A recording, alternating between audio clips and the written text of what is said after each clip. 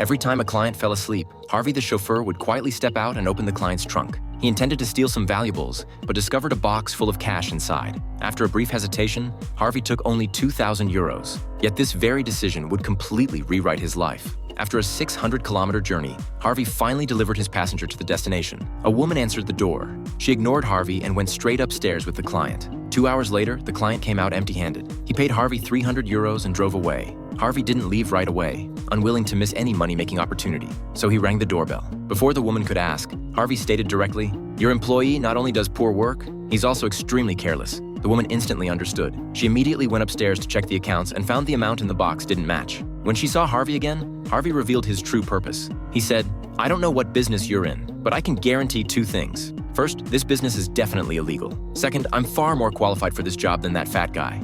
Хочешь заработать 10 тысяч евро? And just like that, Jack landed this high-paying job. They called this position courier, handling the transportation side of money laundering. Basically, it meant driving between EU countries. However, the job wasn't as smooth as expected. Soon, Harvey was stopped by police in France. They discovered the cash hidden in the car. He explained he'd just sold a house and complained the real estate agent lowballed him for being Italian. But the police didn't buy his story.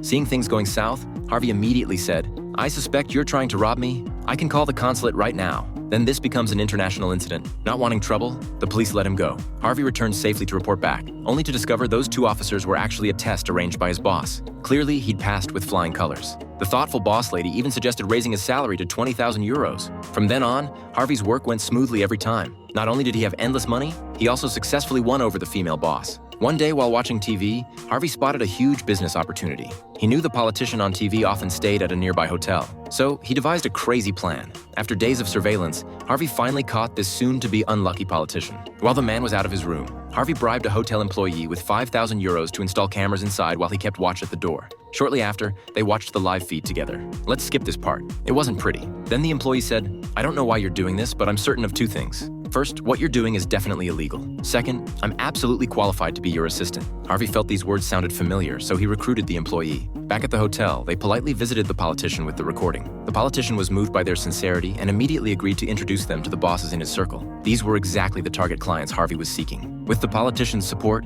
Harvey's business volume multiplied instantly. This way, Harvey earned his first 10 million. However, just as he considered retiring, his career took a dramatic turn. 800 million euros in their accounts were all stolen by hackers, who even sent all the evidence to the police. Harvey was devastated. The money in the accounts belonged to clients. They had to hide immediately. On their way to the airport, they were intercepted by Interpol. Not until Harvey was extradited to Italy did he finally learn the truth. The person who betrayed him was the boss lady herself. In the end, Harvey was sentenced to 15 years for money laundering.